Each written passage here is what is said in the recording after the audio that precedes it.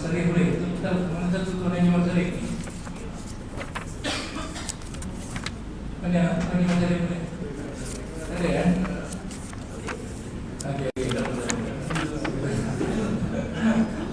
Semua dijemput hadir ketika majlis tersebut yang berkeluarga. Sekian dijemput Fadil Ustaz kita Ustaz Abdul Hakim untuk meneruskan bicara beliau tentang kiamat. Bismillahirrahmanirrahim. Assalamualaikum warahmatullahi wabarakatuh. Alhamdulillahi rabbil alamin.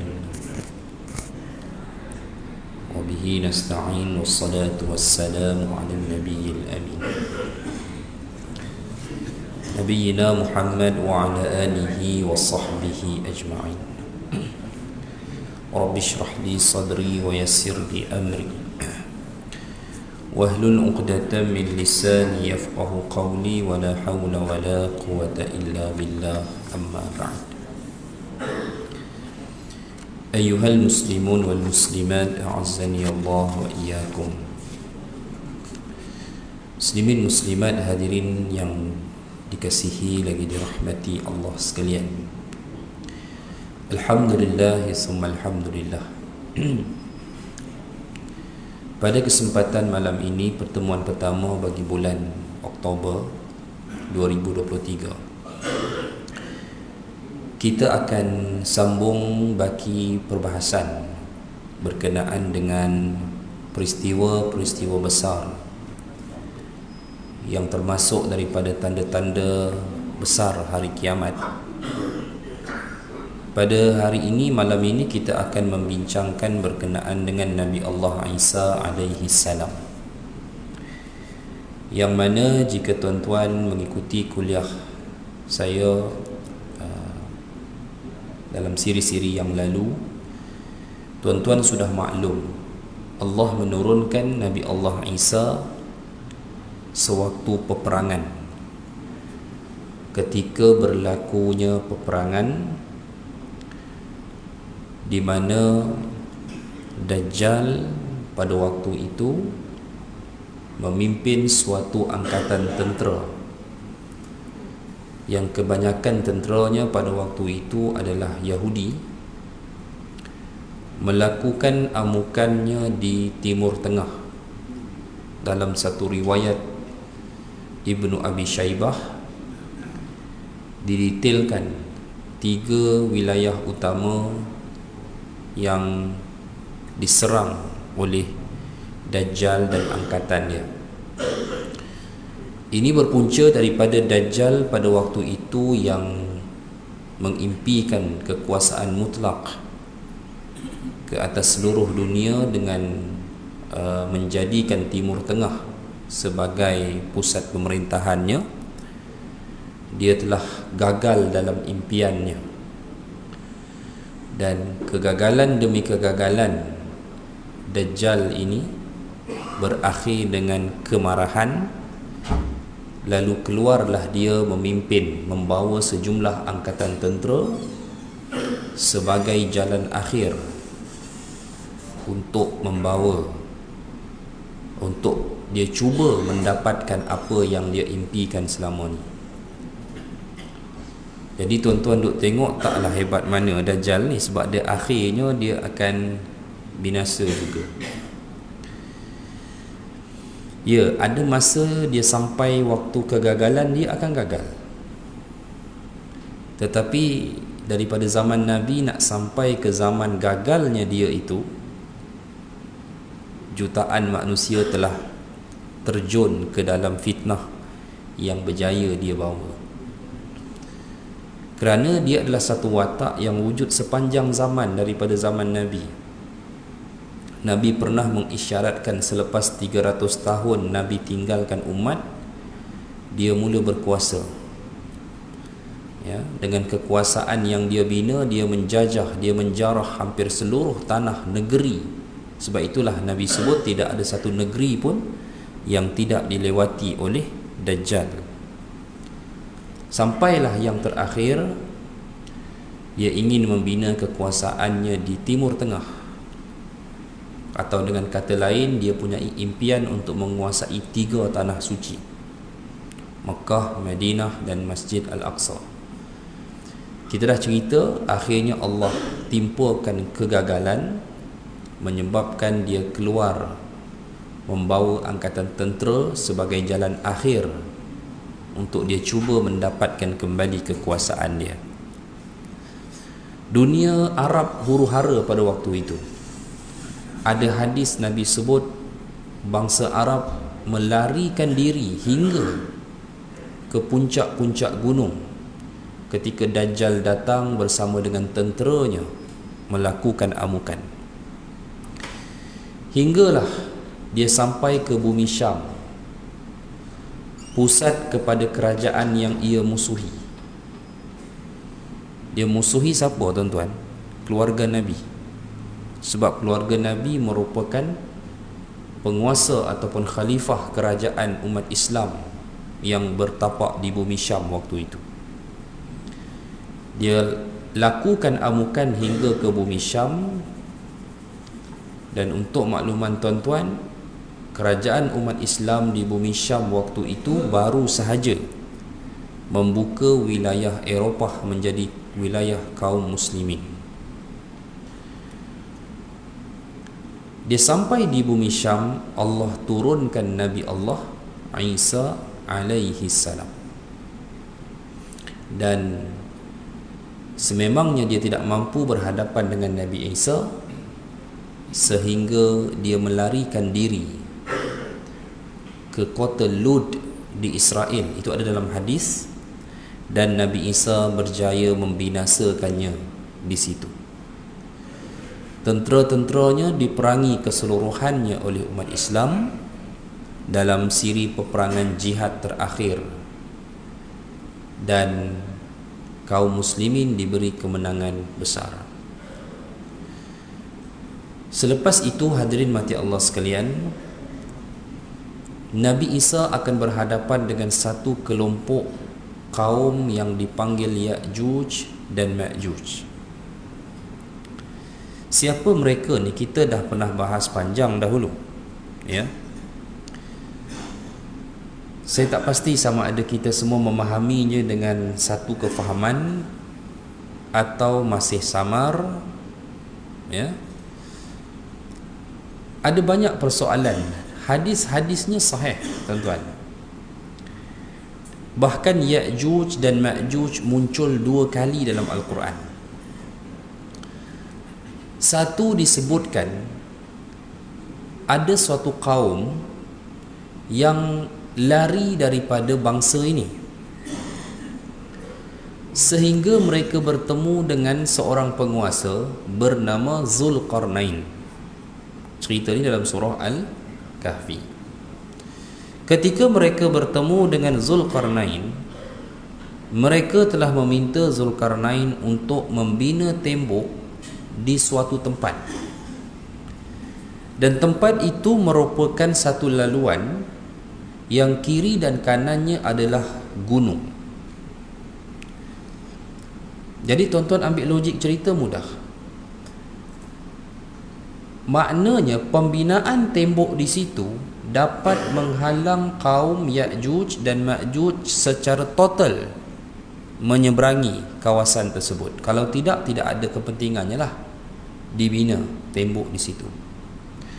Dan Zulqarnain telah menunaikan permintaan itu dengan satu mega projek pembinaan sebuah dam, macam dam lah hari ini, dengan cerucuk besi yang dibina setinggi puncak 2 buah gunung di kiri dan kanannya.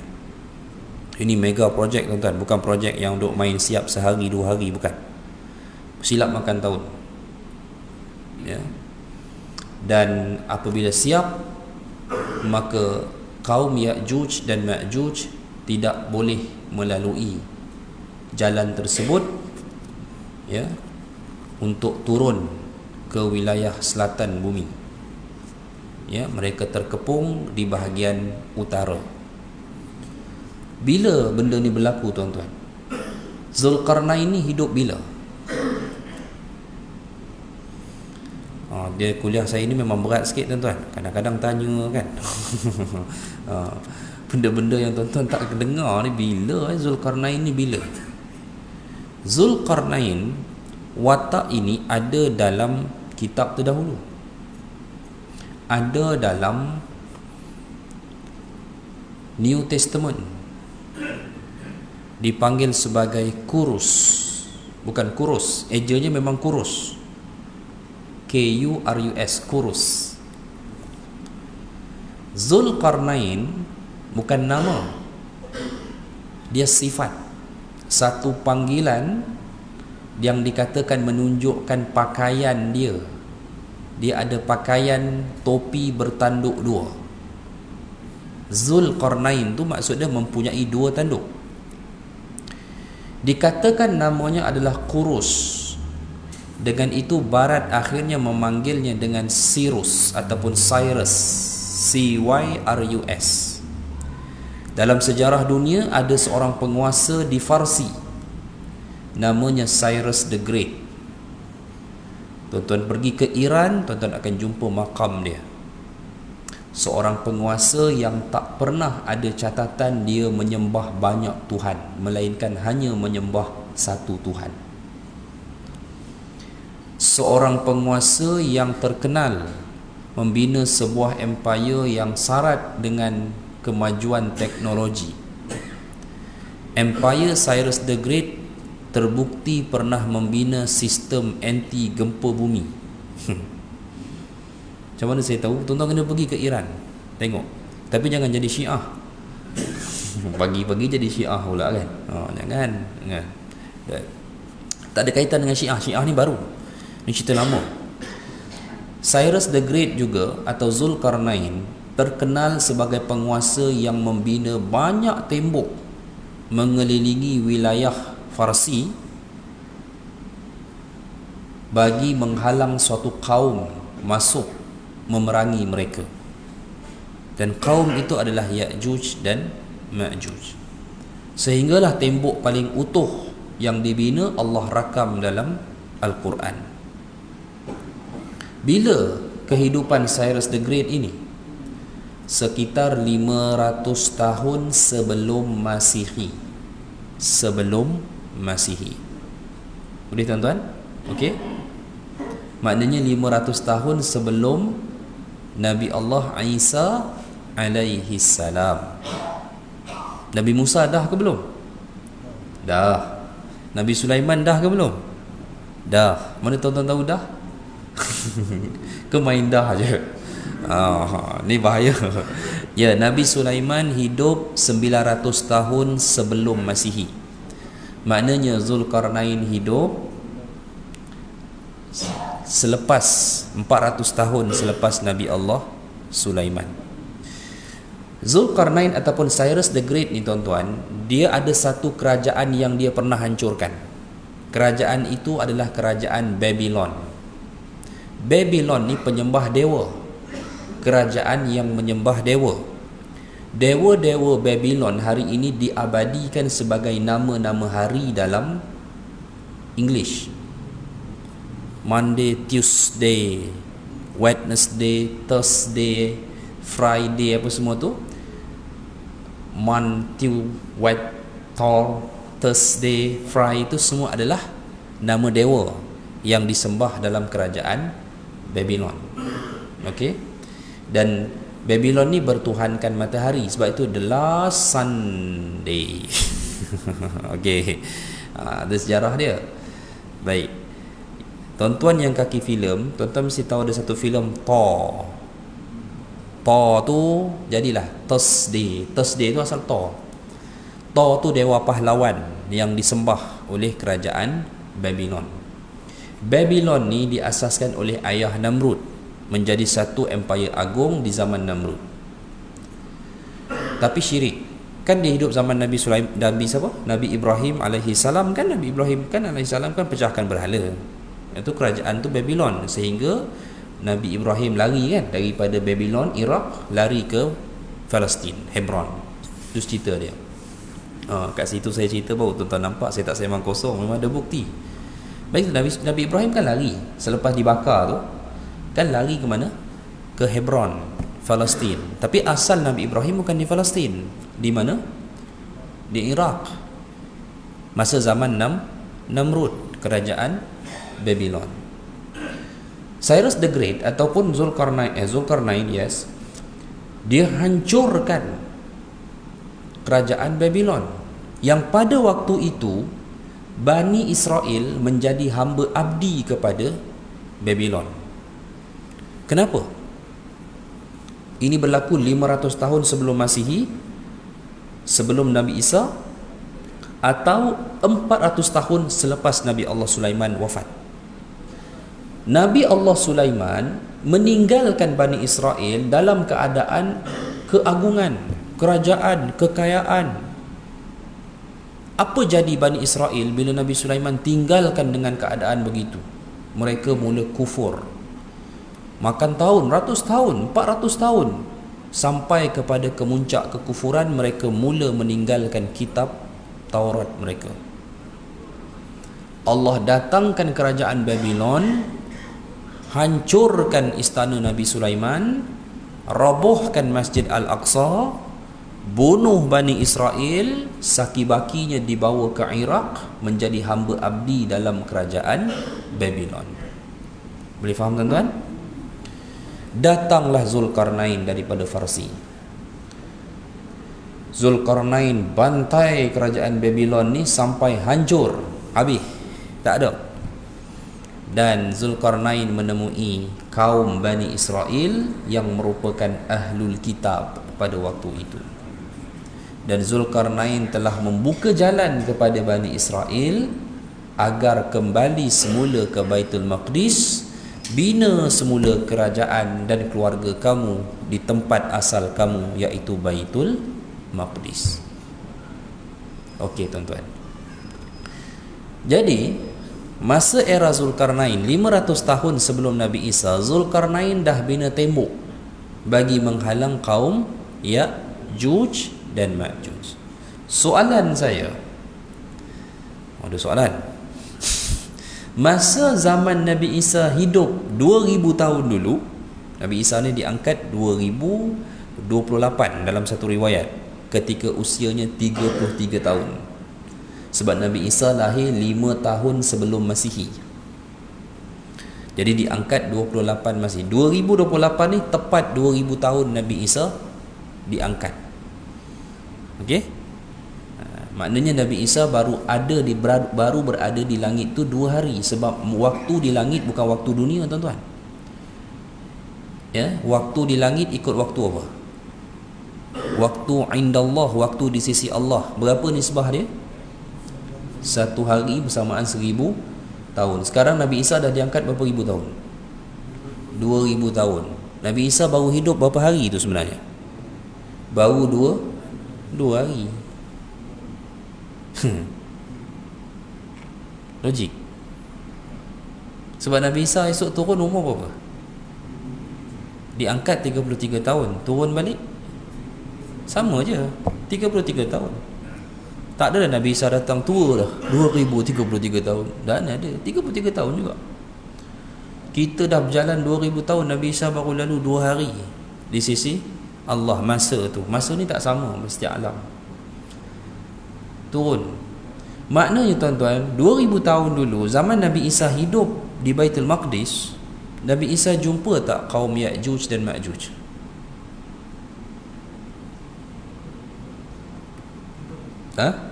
Jumpa? Jumpa.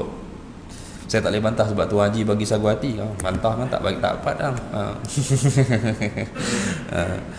Jumpa tak?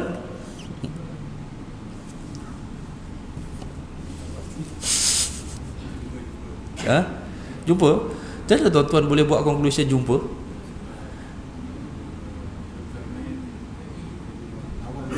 Zulkarnain awal lagi. Betul, Zulkarnain awal lagi. Awal 500 tahun sebelum zaman Nabi Isa. Dan Zulkarnain 500 tahun sebelum Nabi Isa dah bina tembok halang kaum Ya'juj dan Ma'juj. Maka zaman Nabi Isa dia jumpa tak?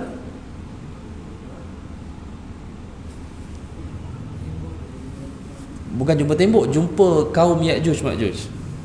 Jumpa? Kat mana?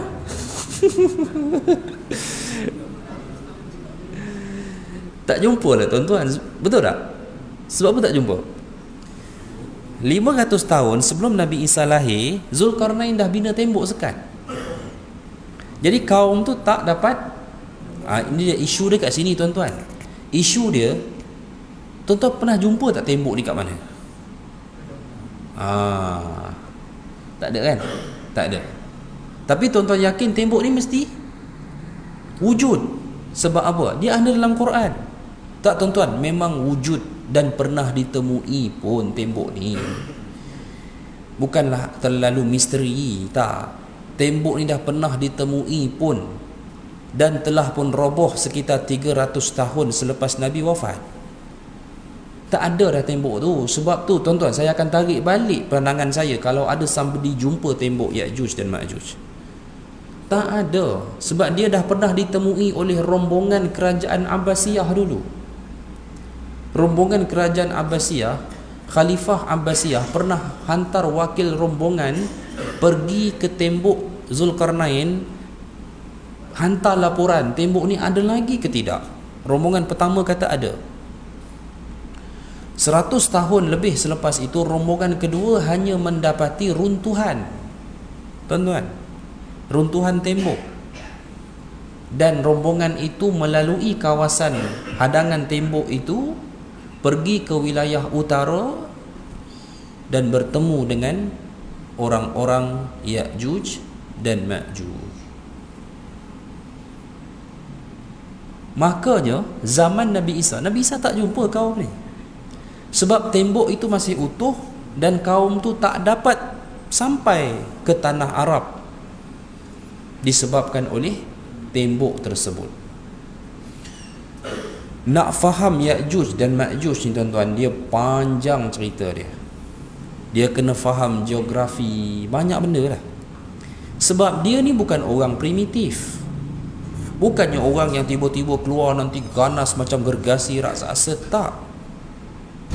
Dia kaum manusia macam kita, tapi kaum jahat. Saya tanya tuan-tuan, orang paling jahat atas dunia ni siapa sekarang? Kaum apa paling jahat? Bangsa apa paling jahat? Melayu. Israel. Okey. Lain?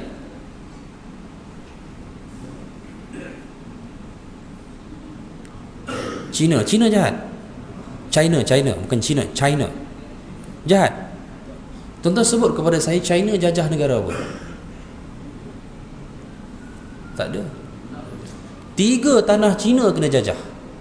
Hong Kong, Macau, Taiwan. Siapa jajah? British. Dalam dunia ni tuan-tuan, tak ada bangsa lebih jahat daripada bangsa Eropah hari ni.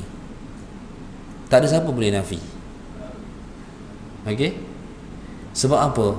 Bangsa ni menjarah satu dunia dia pergi. Tanah Arab dibinasakan sehancur-hancurnya. Lingkup tuan-tuan tanah Arab tu, habis semua difaraidkan kepada bangsa mereka. Bangsa barat ni, dia tak sampai tanah Arab zaman Nabi. Tuan-tuan pernah dengar cerita Nabi jumpa orang England? Mana ada? Tak ada. Bangsa tu dia tak sampai ke tanah Arab zaman Nabi. Apa sebab? Dia tak boleh sampai. Ada 3 faktor dia tak boleh sampai. Faktor pertama, faktor geografi. Kenapa faktor geografi? Tempat mereka adalah di wilayah utara bumi. Diorang tak boleh suka-suka cross, sebab sebenarnya tuan-tuan, wilayah utara dan selatan bumi ni dipisahkan dengan banjaran. Sebenarnya banjaran ni daripada timur, daripada China, naik ke muncak sampai Himalaya, sampai ke Asia Barat, sampai ke Asia Tengah. Dia tak boleh suka-suka nak pergi, tak boleh. Faktor geografi. Dan kalau tuan-tuan tanya kenapa dia orang tak guna jalan laut, mereka waktu tu belum ada kepakaran pelayaran. Sebab itu tuan-tuan, Portugis datang tanah Melayu ikut jalan mana? Laut. Dia tak ikut darat. Kenapa dia tak cross darat Iran, India apa semua tu, masuk ikut Myanmar, ikut Bhutan? Nak cross Bhutan macam mana tuan-tuan? Tuan-tuan tahu Bhutan ni negara dia semua gunung. Dia ada airport, 5 orang pilot dia satu-satu masa yang boleh landingkan flight kat situ. Bhutan. Nak cross macam mana? Okey, tuan-tuan. Waktu tu mereka belum ada kepakaran pelayaran. Sebab itu semua penjajah datang semua belayar. Portugis datang pun kapal, Belanda datang pun kapal, British datang pun kapal juga. Okey, boleh sambung tuan? Okey, sambung balik. Satu, faktor juga. Yang kedua, faktor kerajaan-kerajaan yang wujud pada waktu itu, dia tak boleh rempuh suka-suka untuk sampai ke tanah Arab. Maknanya kalau dia nak mengelak daripada faktor geografi, dia boleh ikut beberapa wilayah lain, tetapi dia perlu menempuh kerajaan-kerajaan besar yang menjadi border antara tanah Arab dan mereka. Antaranya kerajaan Farsi, antaranya kerajaan Rom. Jadi dia orang tak nak ambil risiko. Ya, dan untuk datang ke tanah Arab pun waktu itu tak ada kepentingan sangat, sebab Arab bukanlah sebuah tanah empire pun pada waktu itu. Dua. Yang ketiga, antara sebab mereka tak sampai ke tanah Arab waktu itu adalah disebabkan oleh jalan-jalan yang mereka boleh lalui, termasuk di kawasan banjaran yang rendah, telah dibina tembok-tembok oleh pelbagai kerajaan lain, termasuk salah satunya tembok besi yang dibina oleh Zulkarnain. Menjadikan sejak Zulkarnain bina 500 tahun sebelum Masihi, maka bangsa itu tidak pernah sampai ke tanah Arab, termasuklah di era Nabi Allah Isa hidup dulu. Tak ada kaum tu, tuan-tuan. Mana pergi kaum ni sekarang? Kaum tu mana perginya? Kaum ni sudah berasimilasi dengan penduduk Eropah Barat. Tuan-tuan, orang yang menjajah kita ni bukan bangsa Rom asal, bukan. Rom yang kata Rom itu adalah keturunan Nabi Ishaq, keturunan anak pertama Nabi Ishaq, cucu Nabi Ishaq. Tuan-tuan nak ambil buku dekat rak tu yang ditulis oleh Ustaz Rusdi Ramli tu, tuan-tuan buka bahagian belakang, dia ada silsilah Nabi. Tuan-tuan tengok Nabi Nabi Ishaq, dua anak. Yaqub jadi Bani Israel, anak pertamanya Isu, cucunya adalah Rom. Itulah induk kepada bangsa Rom. Yang jajah kita bukan orang itu, bukan orang Rom, tuan-tuan. Yang jajah kita ni bangsa yang menjajah Rom. Sebab tu hari ni tuan-tuan tengok Eropah, Amerika, orangnya rambutnya perang. Kalau orang Rom asal, kulitnya tak putih, tak merah. Ya. Orang Rom asal rambutnya hitam. Macam kalau tuan-tuan tengok orang Itali asal, itulah orang Rom asal. Tetapi bangsa Eropah sekarang ini sudah berasimilasi dengan penjajah yang menjajah mereka. Bangsa apa yang menjajah mereka? Ya'juj, atau dipanggil dalam istilah kaum moden sebagai orang-orang Anglo-Saxon dan juga Viking, itu nama dia. Itu jadi orang putih tu. Tu jadi orang rambut perang tu. Sebutlah nama J.W. Bush ke, Stanford Rifles ke, Francis Light ke, semua bangsa tu datang. Okey, itulah kemudian bila dia menjajah, dia berasimilasi dengan penduduk tempatan dan dipecahkan kepada bangsa-bangsa moden ikut negara. Muncullah British, Dutch, French, Scottish, Irish dan sebagainya, bangsa-bangsa Eropah sana. Yang tuan-tuan tengok mukanya special saja, ada kriteria rambut perang. Bangsa ni Nabi tak pernah kenal, sebab dia tak pernah sampai pun ke tanah Arab. Dia tak boleh sampai pun. Termasuklah Nabi Isa dahulu, masa Nabi Isa hidup pun tak pernah jumpa bangsa tu, sebab dia tak sampai ke tanah Arab. Boleh tuan-tuan? Tuan-tuan ada soalan? Sebab itu tak payah cari tembok Zulkarnain kat mana, tak akan jumpa, sebab tak ada dah. tuan-tuan. Bangsa ni rilis lama dah. Dia pergi menjajah Eropah Barat, sebab Eropah Barat zaman tu duduk dalam zaman kegelapan, Dark Ages dia panggil. Dia jajah lah. Lepas dia jajah Eropah Barat, dia bentuk negara-negara moden, dia jajah pula negara-negara lain.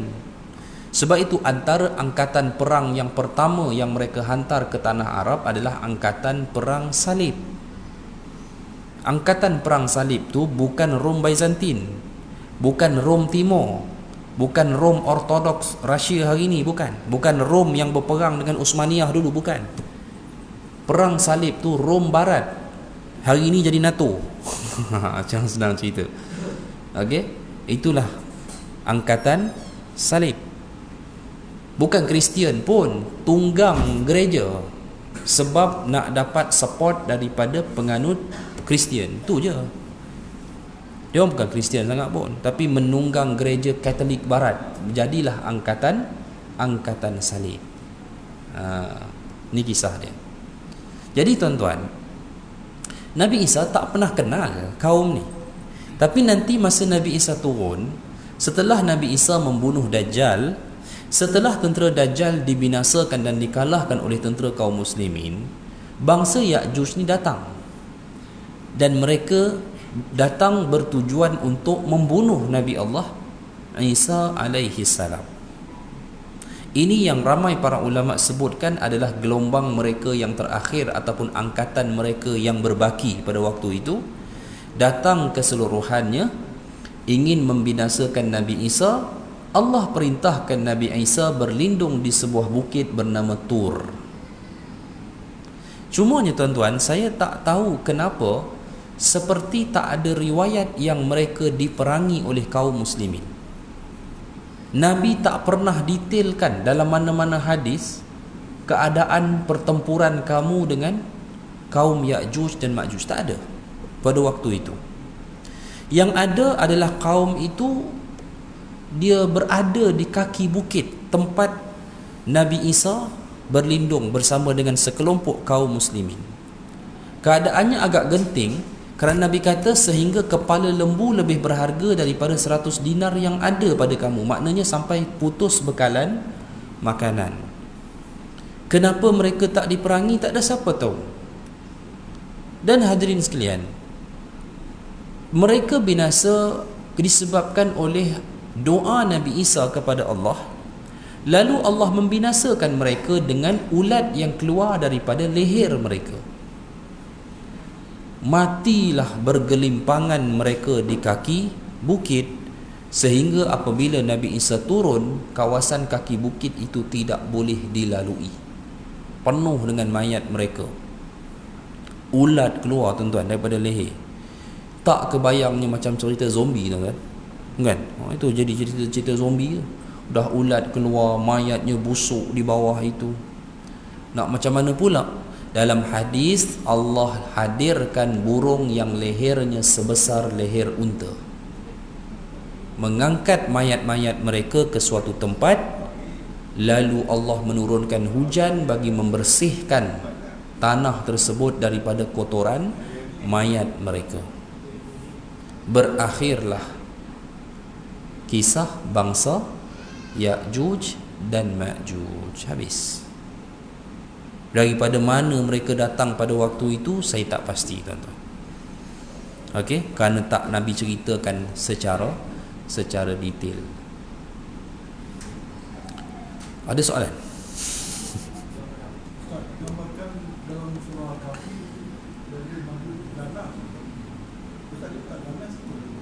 Ganas tu macam mana?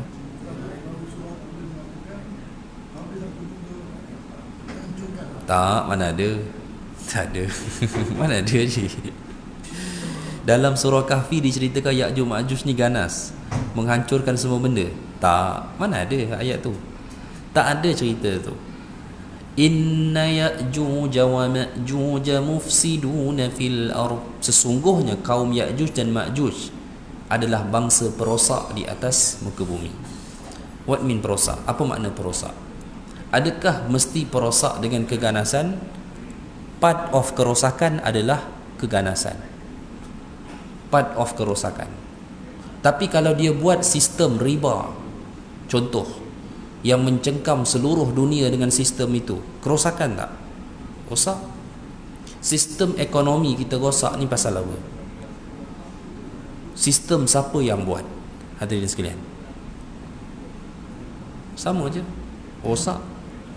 Rosak sistem keuangan manusia, terbelenggu sampai muflis disebabkan oleh kadar faedah riba. Siapa buat? Bangsa dia juga buat. Rosak habis, orang kita bergaduh sama sendiri. Sebab apa? Pangkah punya hal. Siapa buat sistem tu? Dia juga. Dia yang mencipta politik kita mesti bergerak atas sistem, atas kaedah persepsi dan propaganda. Betul tak? Ya. Tuan-tuan memangkah pasal apa? Tuan-tuan memangkah sebab saya yakin orang yang saya pangkah, parti yang saya pangkah boleh membawa kemajuan dan kesejahteraan. Betul? Tu yang tuan-tuan pangkah. Yang kawan tuan-tuan pangkah parti lain, cuba tanya hujah dia apa. Oh, saya pangkah dia sebab saya tahu dia zalim. Saya pangkah dia sebab saya tahu dia rasuah, dia zalim, dia curi duit, dia makan duit, jadi sebab tu saya pangkah dia. Adakah orang pangkah sebab tu, tuan-tuan? Mana ada? Tak ada. Pangkahlah apa pun, tanya sebab apa? Sebab saya yakin dia adalah pihak yang betul, sebab saya yakin dia mampu begini, sebab saya yakin dia begini. Yang sana tu sembang aja. Semua orang pangkah sebab alah, dia tu termakan fitnah. Bagi kita dia termakan fitnah, bagi dia siapa termakan fitnah? Kita. Bergaduh pula, tuan-tuan. Habis kat situ. Tak, siapa bentuk sistem tu? Sistem politik yang bergerak atas persepsi dan propaganda. Sebab itu siapa menang persepsi, siapa memenangi propaganda, dia boleh memenangi undi. Fitnah dulu, lepas pilihan raya minta maaf. Nampak? Sistem siapa buat? Bukan kita buat. Sistem tu Barat buat. 1955 dia suruh kita mangkah dulu. Okey, cantik, boleh jalan. 1957 baru dia bagi kemerdekaan. Jadi tuan-tuan, sistem, saya kata kerosakan tak mesti kepada, tapi betul lah Tuan Haji sebut, mana salah satu kerosakan adalah kemusnahan. Betul, sebab the ultimate disaster yang dia buat atas muka bumi ni banyak benda, terutamanya peperangan-peperangan, termasuklah penciptaan senjata yang membunuh jutaan orang, jutaan manusia dia bunuh melalui peperangan. Itu part of kerosakan juga yang mereka buat. Sebab itu Nabi pernah sifatkan setelah binasanya bangsa ini, tidak ada lagi peperangan di antara kalian. Habis, kalian dah tak berperang dah waktu itu. Sebab apa? Sebab bangsa ni dah tak ada. Kerana bangsa inilah yang create dan menghuru-harakan keadaan agar manusia saling berperang. Sebab dia nak munculkan.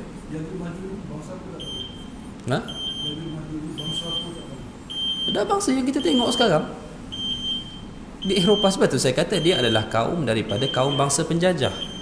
Dalam sejarah dia panggil sebagai Viking ataupun Anglo-Saxon. Orang Yahudi itu sendiri itu adalah kaum Anglo-Saxon yang kalah dalam peperangan dahulu. Bila dia orang kalah dalam peperangan, lalu dia orang dijadikan sebagai satu alat untuk menjustifikasi kehendak mendapatkan Baitul Maqdis. Itu yang jadi kaum Yahudi tu hari ni. InsyaAllah. Baik, kita azan dulu. Kita sambung sikit ke azan, insyaAllah. Allahu a'lam.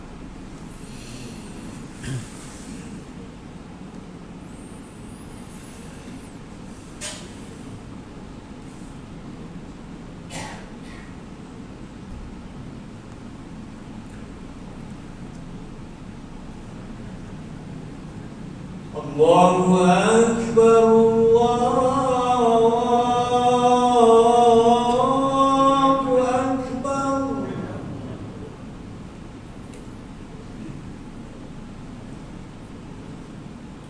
Allahu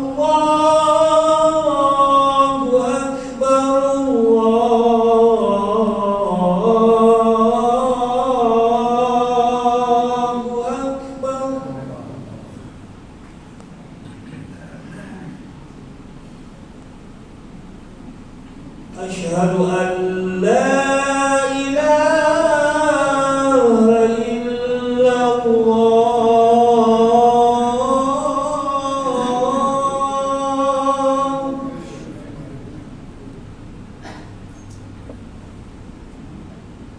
أشهد أن لا إله إلا الله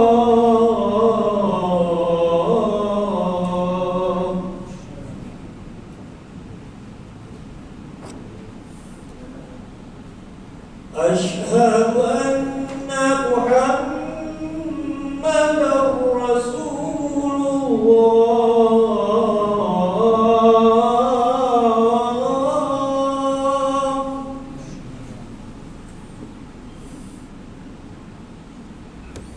أشهد أن محمدا رسول الله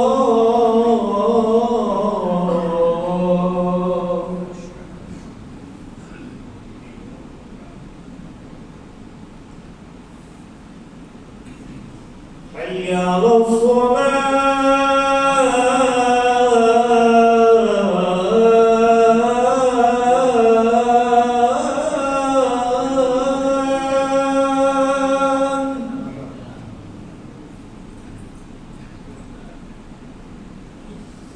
حي على الصلاة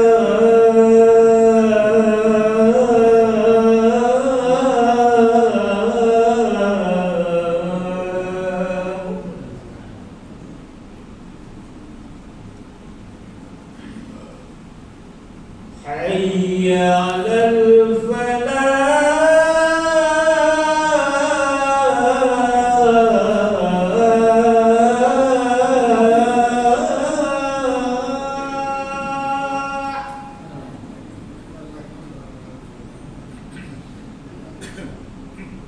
حي على الفلاح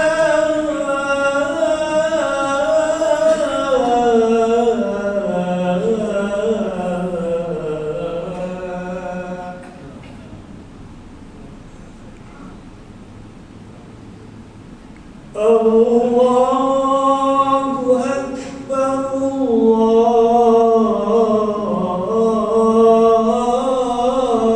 الله أكبر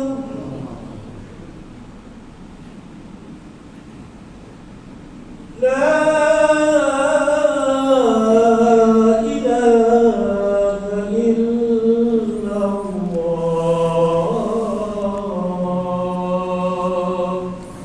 La ilaha illallah Muhammadur Rasulullah.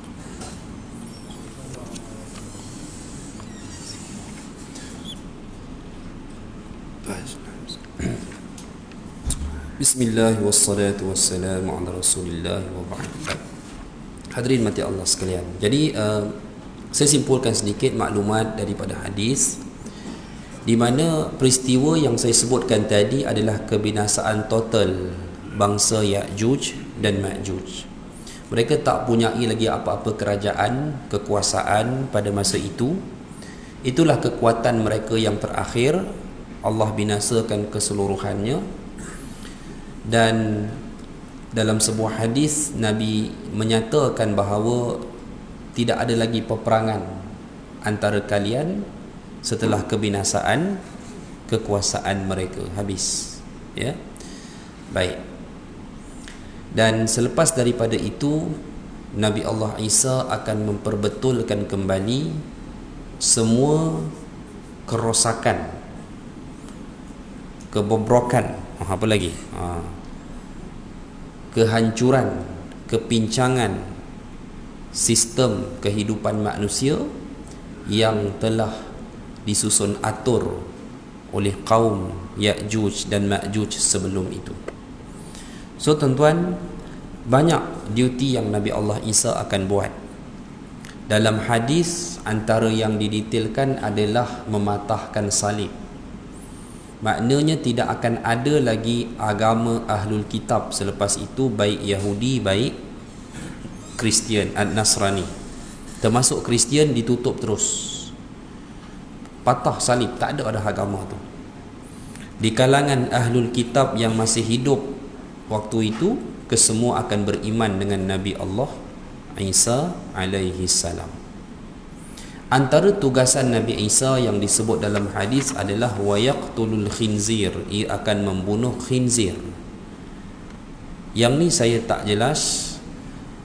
Hadisnya clear, bunuh khinzir. Tapi itulah, takkanlah Nabi Isa nak pi, tak ada kerja pi nembak babi pula sekor-sekor tak. Nah, itu kerja adun nembak babi. Tapi maksudnya akan ada sebuah arahan daripada Nabi Isa, sebab Nabi Isa tak akan jadi khalifah, tapi Nabi Isa akan menjawat ketua hakim paling tinggi, yang mana dia boleh memberikan satu court order kepada semua wilayah umat Islam di bawah kerajaan Al-Mahdi pada waktu itu. Jadi antara arahannya adalah pembunuhan khinzir. Dan apa sebab pembunuhan khinzir ni, wallahu alam, saya lebih melihat kepada ada isu berkait dengan faktor kesihatan. Ya. Baik. Dan apatah lagi kalau tuan-tuan refer kepada kisah hidup Nabi Isa dahulu. Nabi Isa ni memang Allah berikan mukjizat ilmu perubatan, betul tak? Kan?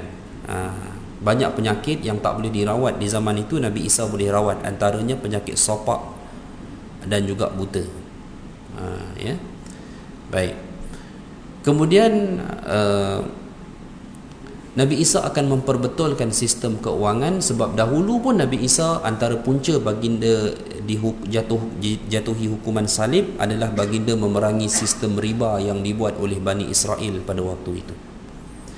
Jadi setelah sistem kehidupan ini dikembalikan kepada sistem asal yang tidak menzalimi atau menekan satu pihak dengan memberi keuntungan di luar batas ke atas pihak yang lain, manusia akan hidup dalam keadaan damai, dalam keadaan kemakmuran.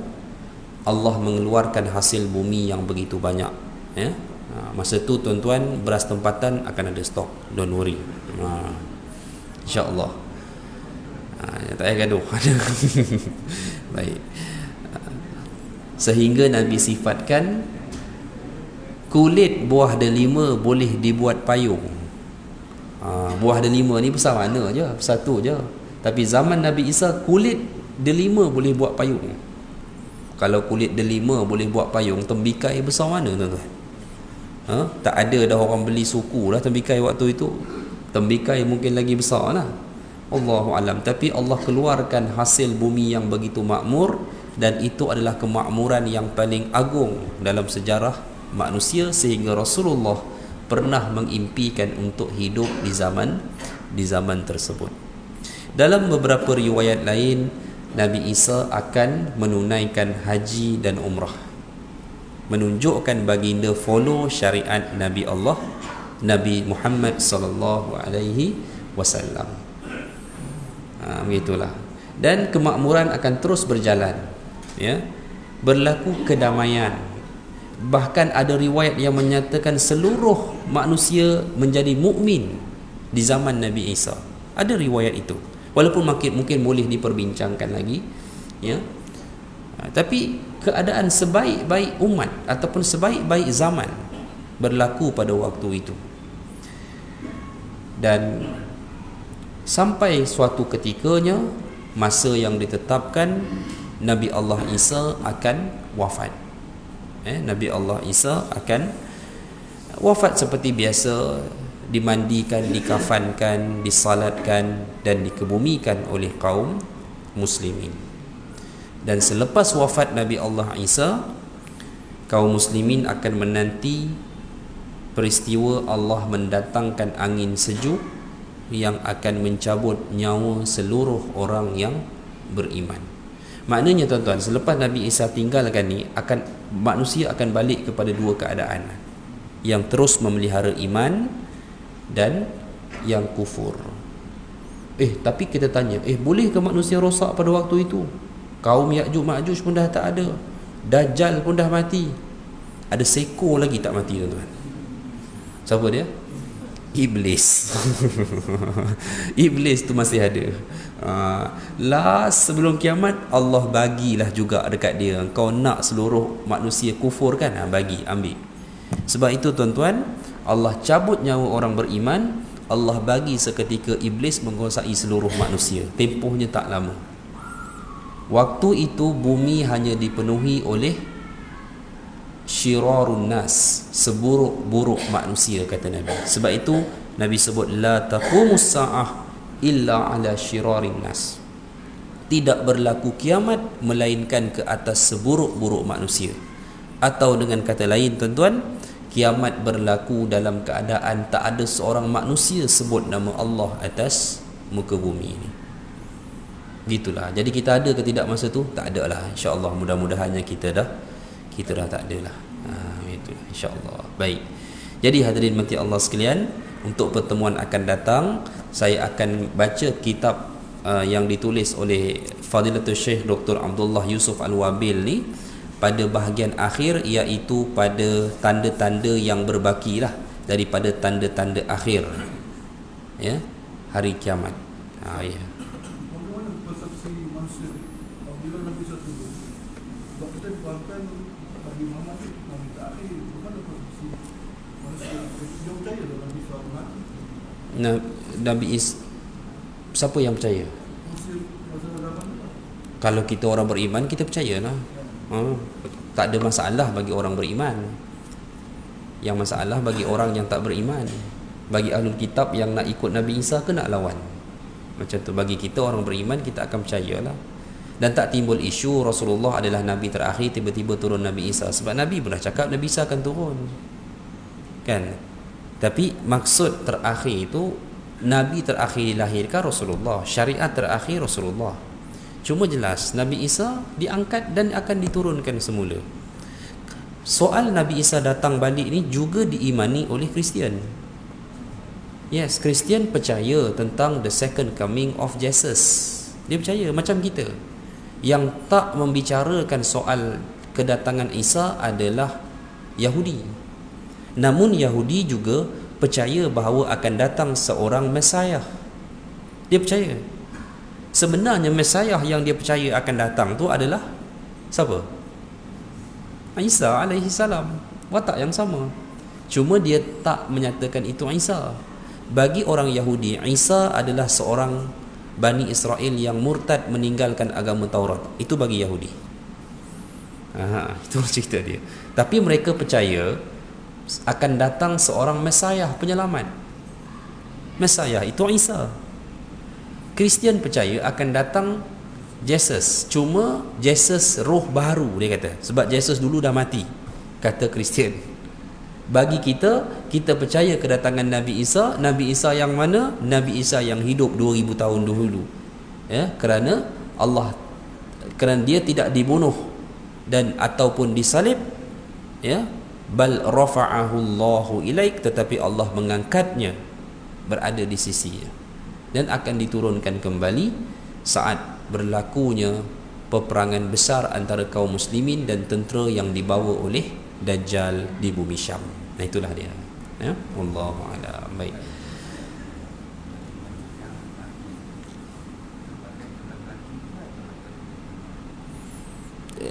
Dia gender tak disebut secara spesifik dalam hadis. Mungkin perempuan pun ada. Sebab bila gender tak disebut, itu merangkumi lelaki dan wanita lah. Tapi saya punya aim lah, itu adalah tentera sebenarnya yang datang itu, angkatan tentera daripada bangsa mereka. Itu tak menunjukkan bangsa mereka itu total. Sebab dia, kalau kita nak cari Ya'juj Ma'juj asal tak ada. Sebab dia dah tak pure. Sebab dia, bila dia bangsa ni, bila dia pergi ke tanah orang, dia akan asimilasi. Mana pun tuan-tuan tengok. Tuan-tuan boleh bezakan Cina di Thailand tak? Boleh beza? Macam mana?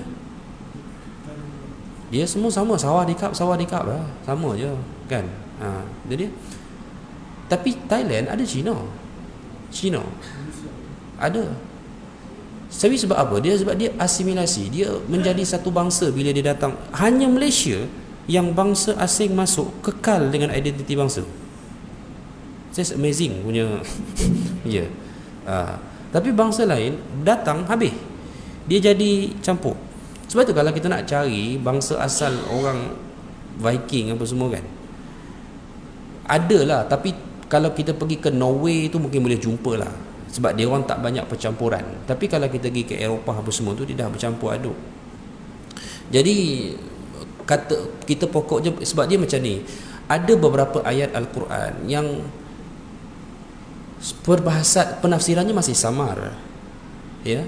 Kalau kita baca akhir ayat dalam surah Kahfi cerita tentang Ya'juj Ma'juj, apa ayat dia, tuan-tuan? Kisah Zulkarnain dalam suratul Kahfi ayat terakhir. Siapa hafal? Tuan hafal tak? Selalu baca Jumaat. Ayat 99. وَتَرَكْنَا بَعْضَهُمْ يَوْمَئِذٍ يَمُوجُ فِي بَعْضٍ وَنُفِخَ فِي الصُّورِ فَجَمَعْنَاهُمْ جَمْعًا. Tuan-tuan. Okey, ayat sebelum. قَالَ هَذَا رَحْمَةٌ مِّن رَّبِّي. Telah berkatalah Zulkarnain, ini merupakan rahmat daripada Tuhanku. Itu atas isu apa Zulkarnain sebut begitu? Setelah siapnya pembinaan tembok tersebut. Ini rahmat dari Tuhanku. فَإِذَا جَاءَ وَعْدُ رَبِّي جَعَلَهُ دَكَّا. Akan tetapi apabila sampainya janji ketetapan Tuhanku, ia sendiri yang akan menjadikan tembok itu hancur, runtuh. وَكَانَ وَعْدُ رَبِّي حَقًّا. Janji Tuhanku benar. وَتَرَكْنَا بَعْضَهُمْ يَوْمَئِذٍ يَمُوجُ فِي بَعْضٍ. Maka Allah kata, pada waktu itu kami biarkan mereka yamuj. Yamuj ni bercampur, bergaul, asimilasi bahasa moden dia. Ba'dahum fi ba'd, antara satu dengan sebahagian kaum-kaum yang lain. Ada maksud itu. Maknanya ketika dah runtuh tu, memang Allah dah beri isyarat mereka akan pergi ke tanah orang, menjajah dan bercampur dengan bangsa lain, terus melakukan kerosakan. Macam tu. Ya, baik. Sehinggalah wa nufikha fis sur. Apa maksudnya? Sehinggalah ditiupkan sangkakala. Maknanya sehingga mana? Wujud mereka ni sampai hari kiamat. Cuma yang binasa tu bagi pendirian saya, tentera dia. Bangsa dia yang dah bercampur tu akan tetap terus ada. Cuma macam mana mereka nak memilih iman atau kufur, itu tergantung pada waktu itu. Sebab kita pun tak tahu siapakah bangsa yang paling ramai semasa hari kiamat. Tapi sebenarnya ada riwayat Nabi sebut Rom, bangsa Rom, bangsa paling ramai. Maknanya bangsa Eropah. Wallahu a'lam. Itulah. Ya, apabila ditiupkan sangkakala, fajama'nahum jam'a, maka kami himpunkan mereka dengan sebuah himpunan. Wallahu a'lam. Baik. Okey, tuan-tuan, insya-Allah sampai sini dulu.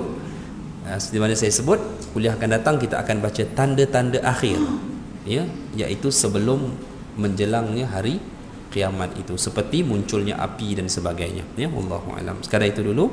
Mohon maaf daripada saya, insya-Allah. Aqulu qauli hadza wa astaghfirullah. Assalamualaikum warahmatullahi wabarakatuh.